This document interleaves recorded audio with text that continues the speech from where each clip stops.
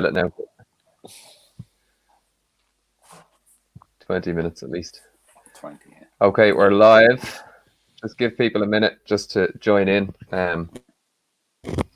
We're only live on every social media platform we have available to us. That's all. So no pressure when it comes to the conversations we're having. Jesus. We'll just give people a second to join, and I'll do a brief intro. And I hope you brought your coffee, lads. Is that my cup? Try this one. Had a coffee already. I'm on the water. All right. It's got pink purple. Okay. Shut your face, John.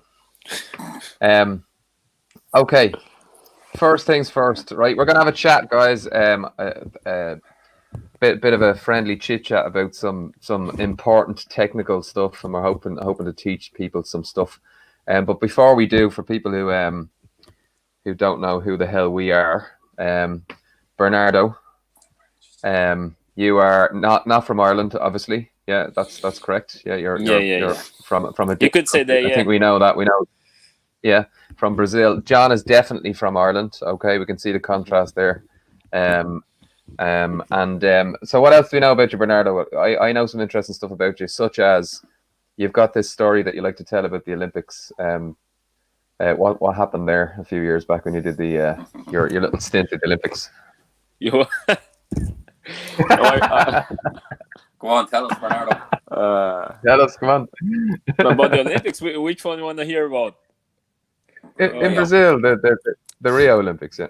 Oh yeah, I've been there. Like I worked as a volunteer in the Rio Olympics. It was a very, very interesting experience. Never been such a huge event like this. So really nice. Some fun stories there. Like I think there's one I never told you guys, like because it's from a different background. But I was working in the judo event. So the judo arena, it's called Carioca 2. It's a big arena there. And I was I was controlling the access of everyone.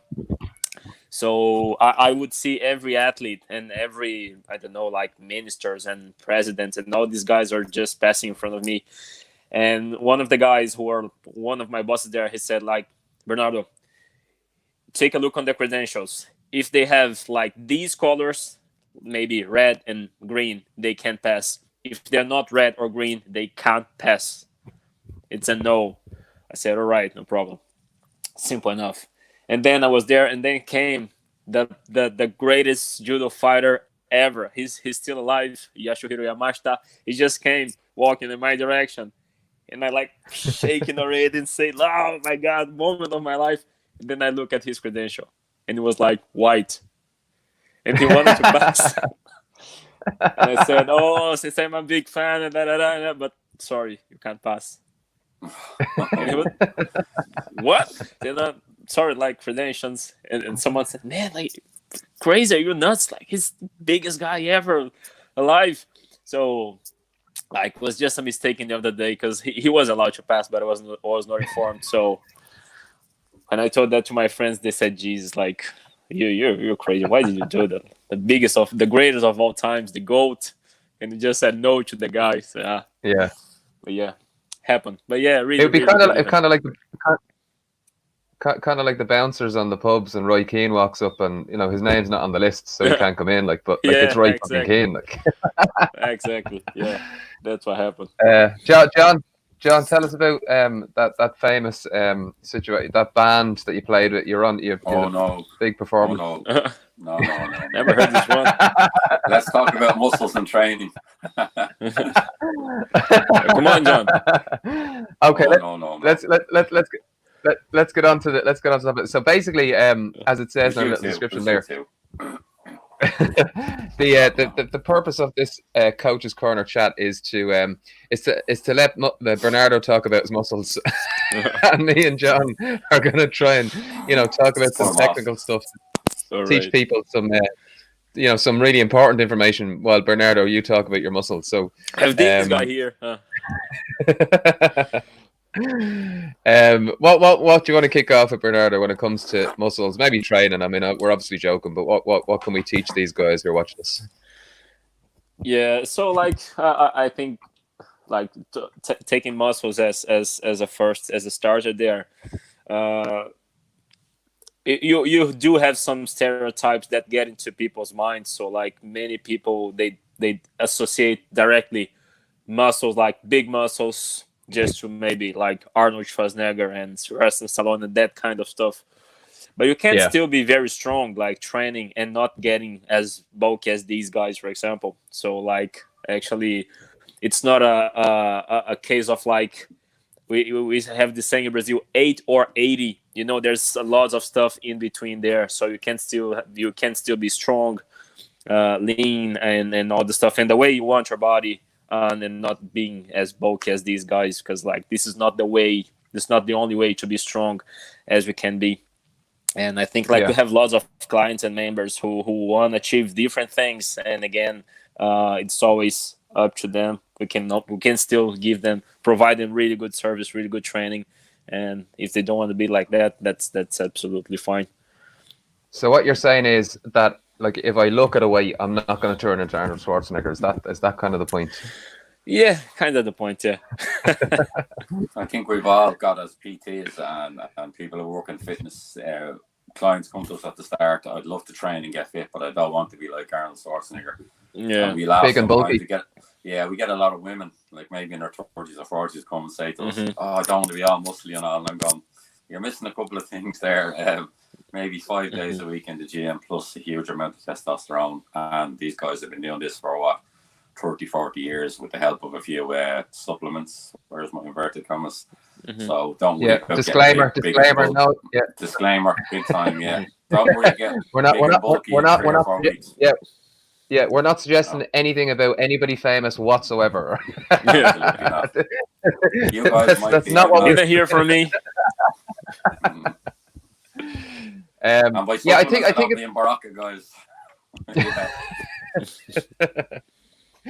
I think it is a misconception though. It's like people think I'll walk into the gym and look at the weights and it's like, I'm big, you know. It's like it's those noses, yeah. What was it? Who's there was a comedian, the comedian, the popular comedian today. What's his name? The little guy. He's always getting slagged by the Rock. What's his name? Not Chris Rock. Not Chris Rock. Oh man, no, not Chris Rock. Good one. Kevin something. Kevin Hart. Kevin Hart. Yeah. Well, I think he does a sketch on it. It's like, you know, men go into the gym and women go into the gym, and it's like, you know, they pick up the weight and go, oh my God, I'm big, you know, and he's like, no, that's not how it works. So, but like Bernardo, you were saying about getting strong. I mean, I think most people want to get strong, you know, and be stronger and more, you know, be able to move around better. Like what would you say about that stuff? You know, what's the recommendation there when it comes to training? Yeah, just touch on the muscle side of things as well. So many people think like being strong has necessarily mean as well like being muscular and big, and you know, and that's not necessarily true. If you say, for example, a guy who runs a marathon, for example, elite marathon runner, let's say Mo Farah, for example, like that guy is really, really strong. He has to be strong in order to run a marathon, but like he's not bulky, he's not big. At the opposite, he's in the other side of the continuum. So like being strong means different things. You know, it's all about like what you do, your function, about functionality. So like Arnold Schwarzenegger as a bodybuilder had to be big because that's what he do. And Mo Farah, he's not big because he needs to run a marathon. So he's strong in another way. So like being strong, basically it's if you can translate away, it's maybe our superpower, you know, that the thing that could be most beneficial in most of areas of your life. Like being strong makes you live longer, makes you stay healthier, you improves your general health, and so many things that we don't usually associate of strength with strength. Yeah, I mean, you've got like even down to the likes of depression, cognitive skills. Like, I mean, there's so many things, so many benefits when it comes to staying strong and that type of training. I mean, like another example to put it into context for people maybe, and maybe more for women, like Katie Taylor is bloody strong. You know, she's seriously strong. but she's not big or bulky in any way, shape, or form. You know what I mean? She's strong, she's athletic, she's fit. You know what I mean? So I think, John, there's probably other examples of people like that, where you can look at them and go, they're strong, they're fit, they're healthy, they're active. You know, and obviously Katie Taylor's at the top level of sport, but I think she's a great example of, you know, what you could aspire to be more like. You know, someone who's fit, healthy, strong, and able to do, you know, some great things. I think that's the thing I like about strength. Yeah, a lot of the female triathletes, and even, I know we don't all agree with CrossFit, but the girls who compete at a very high level in CrossFit games, you wouldn't look at them and say she's a bodybuilder, but they're extremely fit and strong. They've mastered a lot of good disciplines without having that, you know, big, bulky, like bikini bodybuilders, you know, physique, which, you know, wouldn't be for everyone. So there's definitely, you know, don't mix up strength with mass bulk. You know, it's totally different. Yeah. Mo Farah is a fair example, actually, very good example. Yeah. And as we have seen recently, everybody's as fast as Mo Farah when they're tracking their runs in Strava. Some records being set around stores where I live, I can tell you. What was I going to say? Yeah, so I guess the other thing it might be fair to point out is like bodybuilding is a sport. You know, it is a sport. It's a profession. Like, so unless you want to be a professional bodybuilder, you will not be a bodybuilder. Like, so it's like saying, unless you want to be a professional guitarist, unless you actually put in the work and the hours on as a guitarist, you won't be a guitarist. Is that fair to say? Like, could you use that as a kind of a way to explain it to people when it comes to not becoming a bodybuilder? Well, then don't be a bodybuilder. Then be something else. You know. Exactly. A friend of mine's a powerlifter, and he spends, like, when he's competing, he's 4 or 5 hours in the gym. He has a job, but it's a flexible job. He's 4 or 5 hours in the gym 5 days a week. His diet is crazy. He's a huge amount of protein, a massive amount of calories a day, and he's only competing at national level. So, you know, he's put a lot of work, and he's still not the best in Ireland. So, I mean, it's relative. He's trying to be better, but who has 4 or 5 hours a day to put in gym work to build up a discipline, unless you're really going for it? So I wouldn't be worried about that. Yeah. What, Bernardo? You still with us there? Yet you froze for a second. You all right? He's free. I think my connections have been unstable. Yeah, don't worry. We can manage. If you're dropping out there, we can keep talking. I guess the question then is, if we're going to train to be strong and athletic, like what's the best form of exercise? What's the kind of, you know, what exercise should we be looking to do more of? You know, I guess that, you know, I'd have my opinion on that. Like, what's the most efficient? What saves the most time? What gives the most benefit? Is there something? I think Bernardo's drifting in out there. Yeah. Can you repeat the question, please? You're cutting off there. Yeah, no, I was just saying, if we're going to go for a particular type of exercise to stay, need to check the connection. You with us, Bernardo? You can tell this is live, John. This is definitely live. Yeah. What do you think, John, on the type of exercise? If we want to be fit, healthy, strong, and happy, what would you say? Like, what should people do? For me, it would be a mix of some resistance work with weights or bands and some cardio work. I'm a strong believer in mixing up both. Yeah. You hear the term dad bod for guys in their 30s and 40s. Okay, it's if you haven't heard it, kind of a guy who's lean and strong, but not like Arnold, as we said. So in good shape, has a good cardio, good aerobic capacity for cardio work, whether he runs, he cycles, or swims. You see a lot of the guys now taking on little mini triathlons and Ironmans, guys who 10 years ago wouldn't have dreamt of that. So that's a good base, but they're also doing gym work. They're lifting weights. They're doing some resistant work with weights. Particularly as you get older, it gets a bit harder to maintain and build muscle when you get kind of into your 40s and that. But they're able to, by doing a certain type of training, they're able to keep it in a kind of good condition without being over the top. So they have a nice mix of cardio fitness and strength training. For me, that would be a really good base if somebody wanted to, what we get called strong and fit. Yeah, I'd probably add to that as well then, because like if you only do cardio, if you only run, for example, and that's all you do. I mean, what's going to end up happening there is there's no real progression. It's your body becomes very efficient at doing that thing, and so like from a calorie expenditure point of view, like your body's going to use less energy to do that task.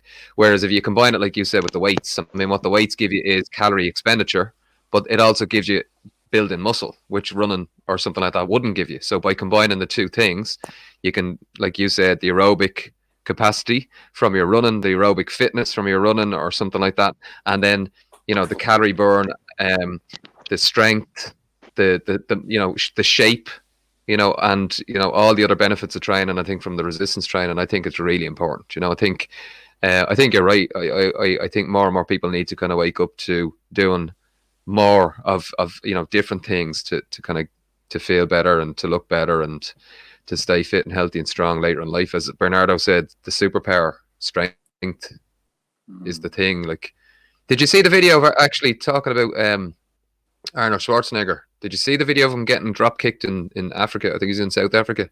No. Did you see that one a while back? No. No. Bernardo, you with us? Are you back with us? I think his internet connection is playing up. So what happened was Arnold Schwarzenegger. He's walking around. I mean, how old is he now? 70? Like, I mean, he's an old dude now at this stage, right? Yeah, he's got to be 70. Right. So he's surrounded by his entourage, walking around, right, signing autographs, doing selfies, holding up, doing the Instagram thing while he's moving around. And you just see in the video in the background, you just see this. Bernardo's disconnected there. He should come back on in a second. You just see this dude floating around the background, right? And he's just kind of looking over now. And just Arnie's entourage is surrounding him, But the crowd he's pretty accessible, And then out of the blue, this dude runs up and drop kicks him. Like, he literally just drop kicks him from behind, and the motion. So Arnie's facing this way. The guy drop kicks him from behind. He had 2-foot drop kick, right? And Arnie goes and looks around as if to say, "Who the fuck is that guy?" That? Yeah, kind of the Conor McGregor. Who the fuck is that? And so if that's not an advertisement for staying strong, I don't know what is, But that's like Bernardo was saying. Bernardo, you back with us there? I'm back, yeah. You're struggling. The bench yeah. We need to improve the strength of your internet. Yeah. Yeah, strength is always important. Always important. Strength is a superpower. Yeah. Apologies, guys. I'm back. We were just talking about Arnie getting drop kicked by a rogue fan in South Africa, and basically looking around like somebody just flicked him in the ear or something like that, So in terms of stay strong later in life, that was a great advertisement for that, So Bernardo, what was I going to ask you?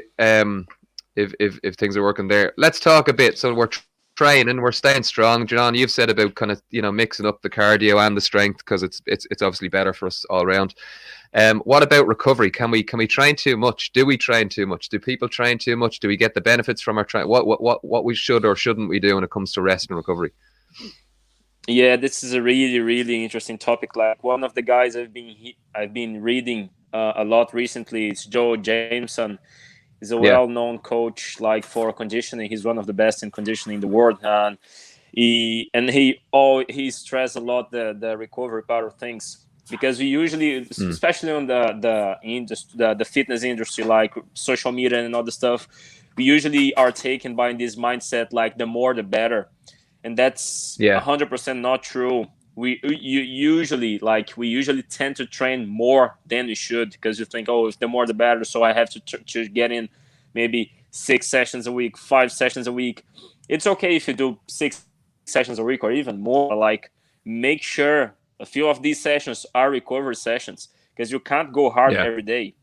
I can't, you guys can't, people hearing us can't, Usain Bolt can't, no one can. Your body doesn't work like this. You need to recover. That's why we need proper sleep. We need proper nutrition. We need to switch off sometimes for the things we're doing, because lots of stress on our daily lives. So as you said, guys, like strength, they're all pieces of the same big puzzle, you know. So like recovery, I would say maybe it's the glue that sticks the thing together, because you don't have recovery, you can't perform like for several days, for several workouts, and in the long term you're gonna break. So it's Yeah. quite important to get your recovery sessions in, like some kind of strategy of recovery. Doing some low intensity cardio, or low intensity, or just high intensity and really short duration strength work. There are many ways to do it, but you really need to assure that you're resting enough. Otherwise, you won't get the results you want. How should you feel after a recovery session? What's the difference? How should you feel? The idea you should is that you feel better than when you started the session. So like you feel more energized, you feel like ready to go for the next one. And that's something tricky, because like if you are a bit more used to do any kind of exercise, like if you're a sports person or something like this, you may be tricked into the sensation like, oh, I'm ready to go. So you get a training session instead of a recovery session, and then it loses the purpose. Yeah. So make sure to have the recovery mindset when you go for a recovery session. Otherwise, you're just training again and you're not having proper recover. You know, this is something vital to get you on the long run. John, you had a little bit of a niggle with your running. Like the rest recovery was obviously important. Of course, I actually went against all the recommended rules, because I decided I would do a little 5-day challenge for charity, which is fine. I ran 5 days in a row, which I would never do, although it wasn't long distance. On day 3, one of my knees was telling me, John, please take a break, but I didn't. I went day 4 or day 5.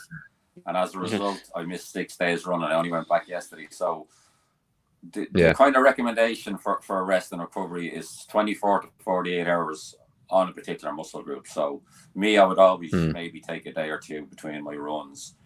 Same with certain muscle groups in the gym. Some people think, okay, rest, will it slow down my progress? Particularly new people who are really keen in the gym or keen on running. No, it won't, because you have to remember your progress has taken, 4, 6, 8, 10, 12 weeks up a hill to get there. So a day or two rests, absolutely fine. And rest, guys, is not really rest. It's your body working to repair. That's what it's doing. So it's not.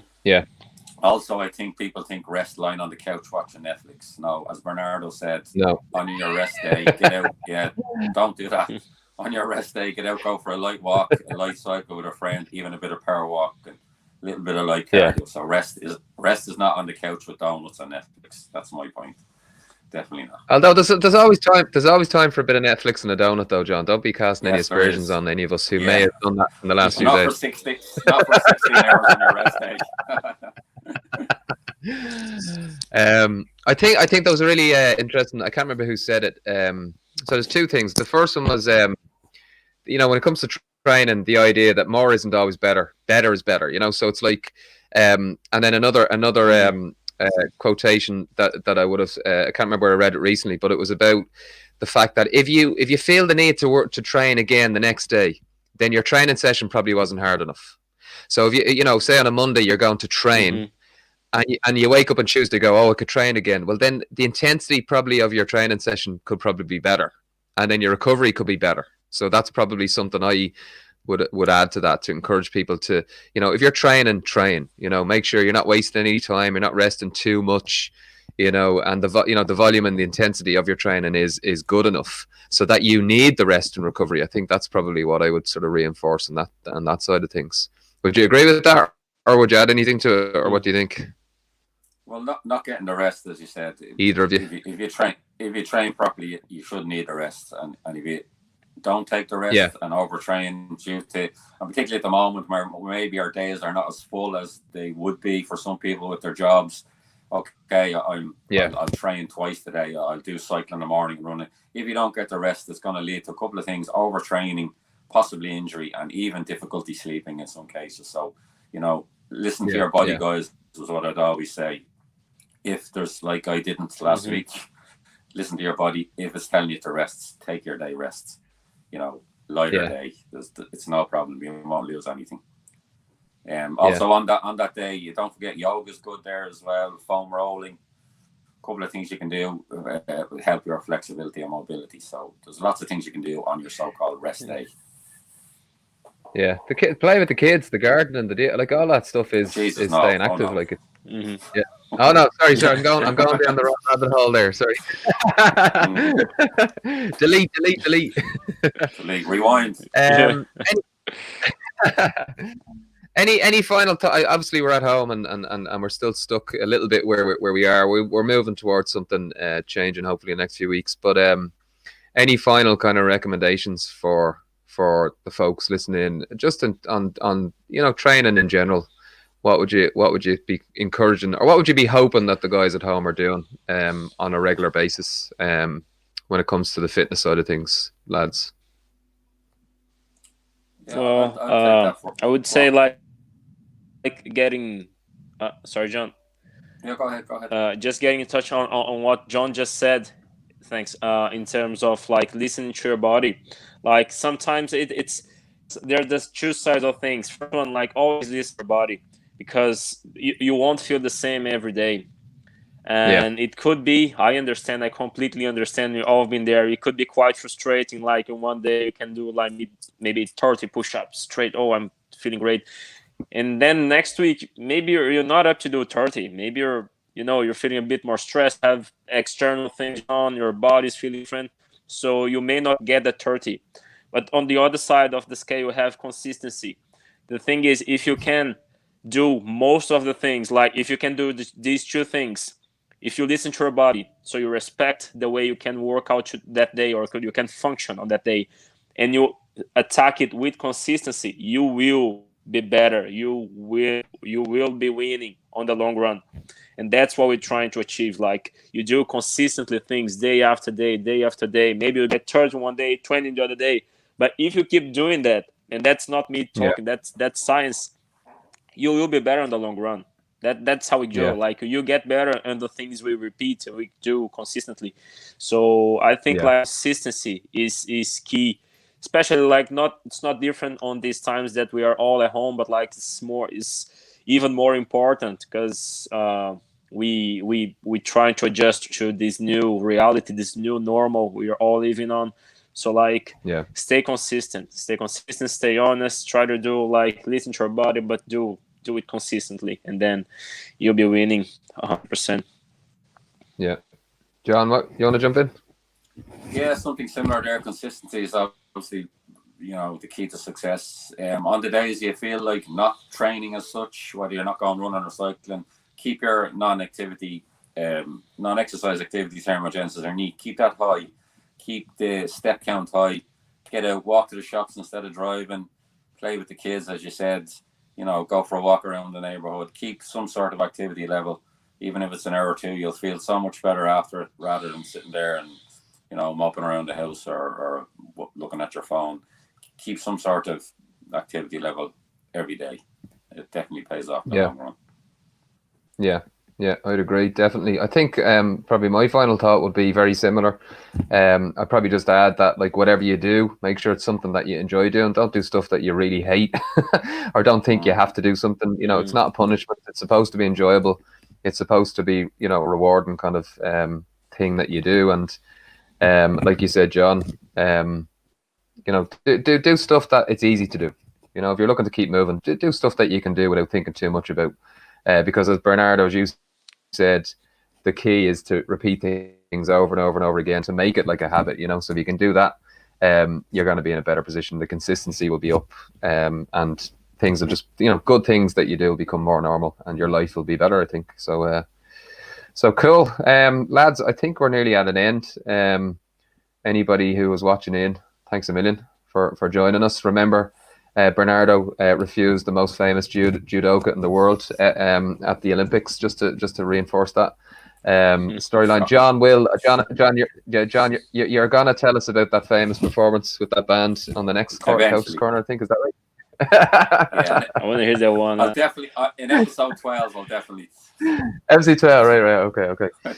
Lads, listen, thanks a million. I hope the guys watching in have enjoyed what we waffled on about there. Bernardo, thanks a million for talking about your muscles, and John, thanks a million as well. And we'll catch up with everybody again at some stage.